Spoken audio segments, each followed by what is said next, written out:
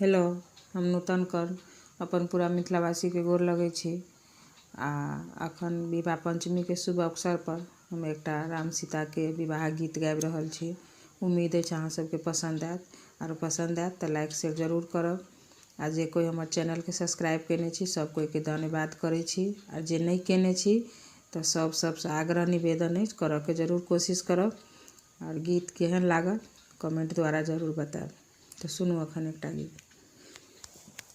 सिया जी बहिन भेली मोर हे, सखी पाहुन नवल चित चोरा। सिया जी बहिन भेली मोर हे, सखी पाहुन नवल चित चोरा। नवल चित चोर सखी नवल चित चोरा, देखून सुंदर स्वरूप है, पाहुन नवल चित चोरा। जेहने सिया सकल गुण आगरे, जेहने सिया सकल गुण आगरी, तेहने अवध किशोर है, पाहुन चित चोरबा। तेहने अवध किशोर है, पाहुन चित चोरबा। पाहुन चित चोर सखी पाहुन चित चोरबा, देखून सुंदर स्वरूप है, पाहुन चित चोरबा। अपना पाहुन जी के झुलफी समारब, अपना पाहुन जी के झुलफी समारब। झुलफी समारब सखी झुलफी समारब, इतर स करब सराबोर है, पाहुन चित चोरबा।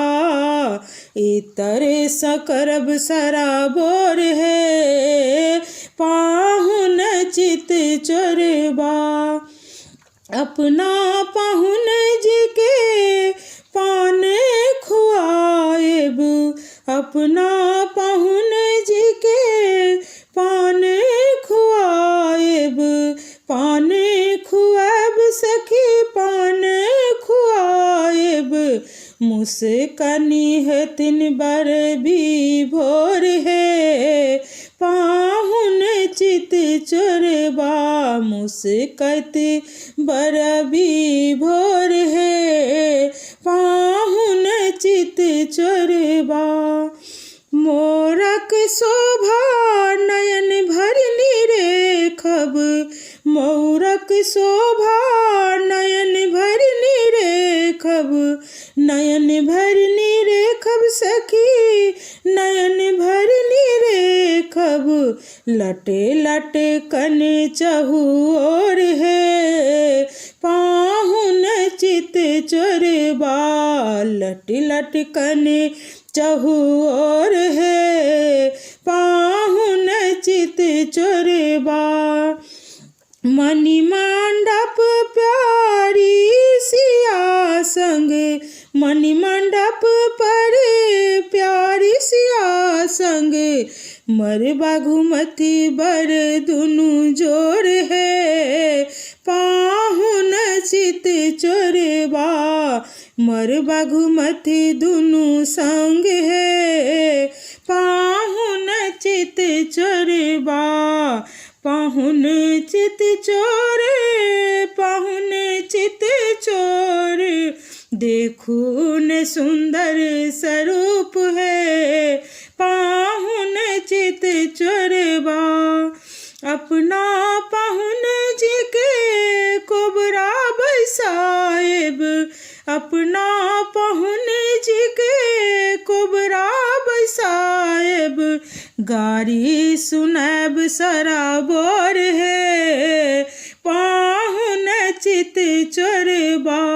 गारी सुनाएब सराबोर है, पाहुन चित चोरबा पाहुन चित चोरे पाहुन चित चोरे देखून सुंदर स्वरूप है पाहुन चित चोरे पटरानी के अभिलाषा ने दोसरे पटरानी के अभिलाषा ने दोसरे एतबे मनोरथ मोर है पाहुन चित चोरबा एतबे मनोरथ मोर है पाहुन चित चोरबा पाहुन चित चोर पाहुन चित चोरबा देखून सुंदर